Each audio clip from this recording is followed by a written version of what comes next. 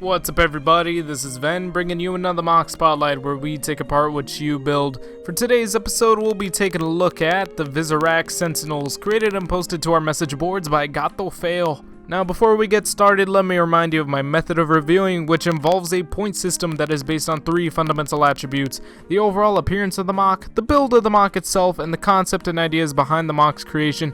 Each quality amounts up to 5 points, leading up to a final score that will be determined at the end of the episode, and please remember that this is all based on my opinion. So let's get this started. Okay, real quick, I would just like to preface that we'll be going over 2 creations today. Not just 1, but 2, because there are 2 Visorak Sentinels that this dude built. And yes, they are both exactly this massive, and they are also both very impressive. So we have this one, which is named White Fin. For some reason, even though there's like no white on it at all, it's got a very dark and kind of bland color scheme, really, especially compared to his cousin over here, Goldfish, which, to be honest, looks a lot more visually appealing. I think that just already goes to show that adding color to a mock really makes a difference. But aside from that and a couple of rearranged parts up on the chest, they are both basically the same model. And this is already just crazy to me because there's already so much to behold with one of them. Just to see that there's 2, it's like, say you just went to go see an awesome movie, you really enjoyed it, and then you walk out and then somebody tells you, yeah dude, there's gonna be a sequel and it's coming out in like 5 minutes, and then you say, what, 5 minutes?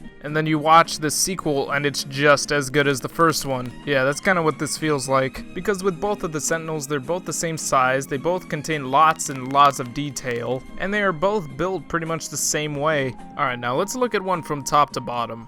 Okay, so we have a very creative usage of the Visorak head. I honestly would not see myself using this piece at all, but it's great to see that it's being used for more than what it actually was intended for. The torso looks a little odd, like the shaping and all is kind of disproportionate. Like this frontal part of the chest is all big and bulgy, and then we go even lower and it's got this incredibly tiny waist. Now it does give the mock a more unique appearance and very distinguishable silhouette, but it just looks a little odd to me. The arms look pretty neat and bulked up while also hanging at a proper length, and that's one thing I really do like about this mock, is that the proportions of the arms and legs actually doesn't really bother me. The super tiny waist with the incredible amount of greeble kinda does, but that's just being nitpicky. And then the legs themselves look really neat overall, but the pistons kinda give it this gappy look, and I understand that they're here for the sake of stability, but I don't know, it doesn't really look all too clean. But then again, I guess clean would probably be one of the last words I would think of using to describe these mocks, simply because of how busy they look. There's a lot of mechanical details and greebles that make up pretty much the whole mock, and while in some portions it does look fine, there are still a couple of parts like the waist and bits of the legs and the torso that do kind of have this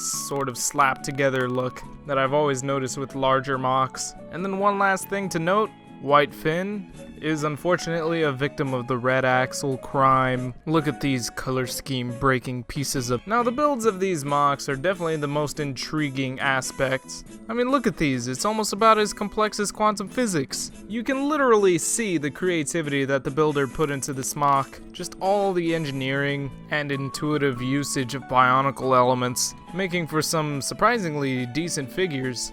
Complete with some articulation, though it actually does look a bit limited due to all the bulk, and some distinct looking weapons that actually have these little Rotuka spinner launchers built into them, and it's pretty seamless actually. I honestly thought it was some kind of decoration before I realized that they do function. Now while it is cool to see that these figures can pose, I do feel a bit skeptical about the stability of these mocks, and it's not just because they're huge, but that's definitely a big part of it, because if you're gonna go big, then you better, like, you know, build in some proper support for all that weight. But really, it's just the way that the legs look and the way that they were built, because, I mean, look at that, they're so slanted. It's like if these mocks were any heavier, these legs would just split further apart from each other until the whole mock decided, you know what, screw it, I guess I'm falling down today. It's definitely happened to me a lot, not only with big mocks, but also with bigger bionicle sets, like some of the Titans. If I tried to pose them a certain way, they would just completely give up on themselves and just completely lose balance. So I don't know, on one hand it does look like that may be possible, but on the other hand, this dude's packed in like all of these pistons and other assorted ball joint connections up here connecting to the torso. It's like, Heck, could these legs even move at all? Or were they really only built this way just to achieve the shape? Because the builder did state himself that he took a lot of inspiration from the elites of Halo Reach, claiming he's always wanted to build something that utilizes the same sort of leg structure. And I can pretty much tell that that's where shaping of the MOC gets its influence. Because in retrospect, it does kind of remind me of an elite, with the big bulky torso and weird legs and all. But yeah, cool idea and all, I just hope that the MOC stability doesn't really suffer from it as a result. And I will say, all in all, that the concept behind these MOCs is definitely interesting. Building these gargantuan, almost humanoid figures with these Visorak bodies for heads. Very much deserving of the name Visorak Sentinels. Now I only gotta wonder how many parts this guy has left in his collection. But yeah, that's all I got left to comment on. Let's move on to the final scores and get this video wrapped up now, shall we? In terms of appearance, these MOCs receive a 4 out of 5.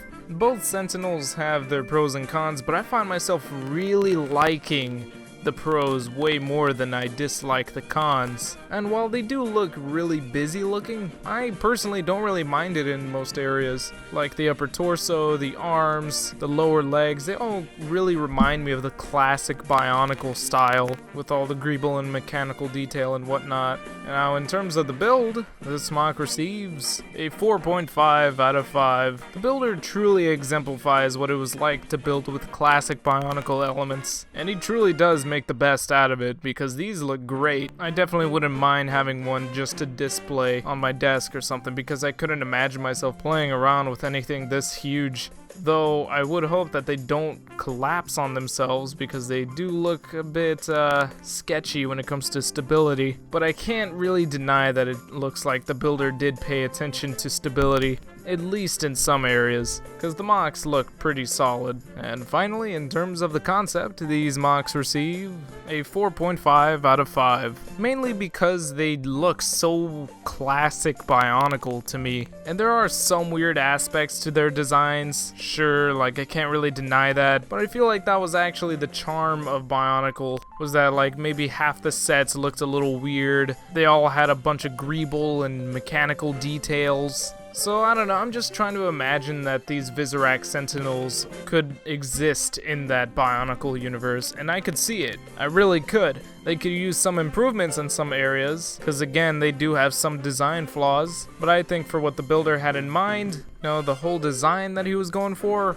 I think he achieved his goals, so well done. And now we have our final score, which adds up to a 13 out of 15. So great job, GatoFeo. While I do think they could use a little bit of cleaning up here and there, these are definitely some really cool looking MOCs you got, and I congratulate you for making it onto the MOC Spotlight. And as for the rest of you viewers, please, if you haven't already, consider posting your own creations to our message boards at board.ttvchannel.com. Simply if you just want some recognition for your creativity, or if you would like a very high possibility of being featured on the MOC Spotlight in the future. So I hope to see you there, and if not, well, thank you for watching, and I'll see you all next time.